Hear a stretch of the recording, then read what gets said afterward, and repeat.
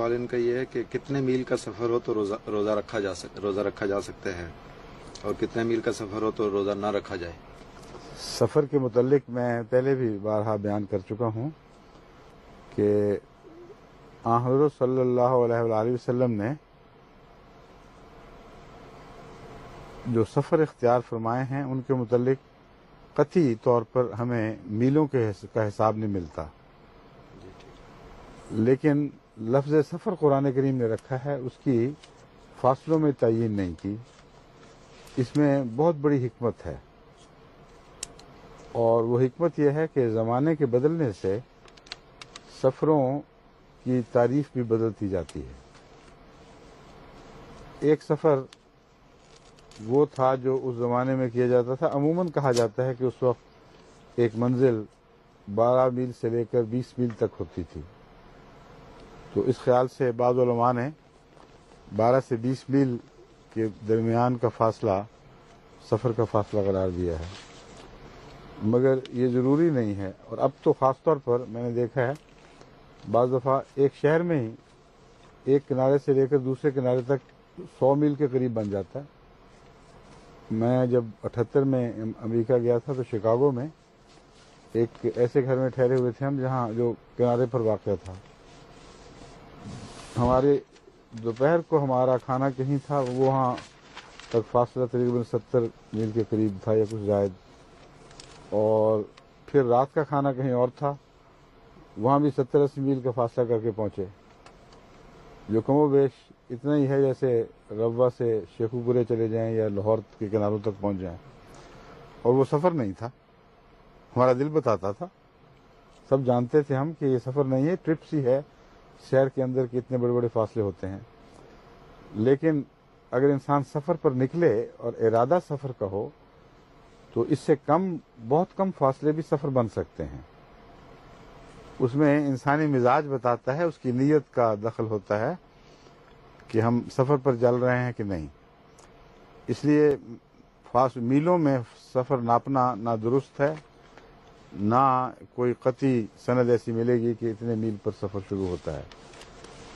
جب آپ گھر سے بے گھر ہوتے ہیں اور کچھ عرصے کے لیے یہ ارادہ کر کے نکلتے ہیں کہ ہم اب کون ہے اچھا کچھ عرصے کے لیے ہم باہر رہیں گے، تو سفر شروع ہو جاتا ہے۔ سفر شروع ہونے کے بعد پھر یہ بحث نہیں رہتی کہ تھوڑا سفر کیا ہے یا زیادہ کیا ہے۔ اگر آپ سفر کی نیت سے نکلتے ہیں تو تھوڑا سا سفر کرنے پر بھی آپ کا سفر شروع ہے، اور یہی حال واپسی کا ہے۔ حضرت علی رضی اللہ تعالیٰ عنہ سے متعلق روایت ملتی ہے کہ جب آپ سفر سے واپس آیا کرتے تھے تو شہر میں داخل ہونے سے پہلے جو نماز پڑھتے تھے وہ قصر کرتے تھے، حالانکہ شہر ہو سکتا ہے کوس 2 کوس کے فاصلے پر رہ گیا ہو۔ تو یہ سارے معاملات نیتوں سے تعلق رکھتے ہیں۔ اس ضمن میں ایک اور بحث جو اکثر اٹھائی جاتی ہے وہ یہ ہے کہ اب ہمارے سفر خواہ کتنے بھی لمبے ہوں وہ آرام دہ ہو گئے ہیں، اس لیے سفر کی جو سہولتیں قرآن کریم نے دی ہیں ان سے استفادہ جائز نہیں۔ یہ بات بھی غلط ہے اور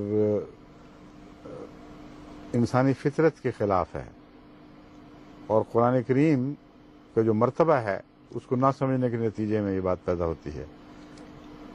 قرآن کریم میں جب اللہ تعالیٰ سفر کی سہولت دیتا ہے تو اللہ تعالیٰ کے علم میں ہے کہ ہر زمانے میں سفر کس کس کیفیت سے گزریں گے اور آسان ہوں گے یا مشکل ہوں گے، یہ ساری باتیں اللہ تعالیٰ کے علم میں ہیں۔ پھر ہر سفر اس زمانے میں بھی تو ایک جیسا نہیں تھا۔ کچھ خواتین اونٹوں میں ہودوں میں بیٹھ کر سفر کرتی تھیں، کچھ کو کہار اٹھا کے پھرا کرتے تھے پرانے زمانوں میں، کچھ پیدل چلنے والے تھے، کچھ سوار تھے، پھر گرمیوں کے سفر تھے، سردیوں کے سفر تھے۔ مختلف سفروں کی کیفیات اس زمانے میں بھی بدلتی تھیں۔ تو اس زمانے میں اگر سفر کی کیفیت بدلی ہے تو یاد رکھنا چاہیے کہ انسانی مزاج بھی تو بہت بدل چکے ہیں۔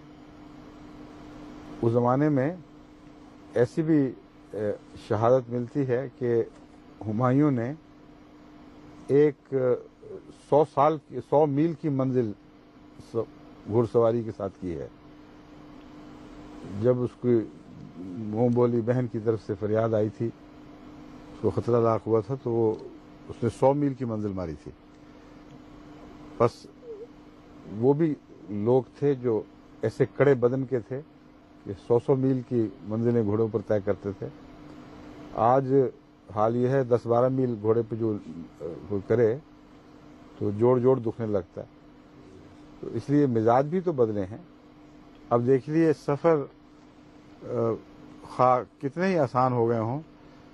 जो शख्स 6 घंटे में जेट में बैठकर यहाँ से लंदन से अमेरिका पहुँचता है, वहाँ पहुँचते पहुँचते उसका थकावट से ये हाल हो जाता है कि बाकायदा उसको मशवरा दिया जाता है कि तुम फौरी तौर पर अपनी किसी अहम मीटिंग में न जाओ और ड्राइविंग खुद ना करो, जेट लैग हो गया है। तो ज़माना बदला है तो सारी कैफियत बदली हैं। इसलिए अल्लाह ताला के इल्म में था, जहाँ आप समझते हैं कि सफ़र है वहाँ सफ़र की सूरतें ज़रूर होती हैं।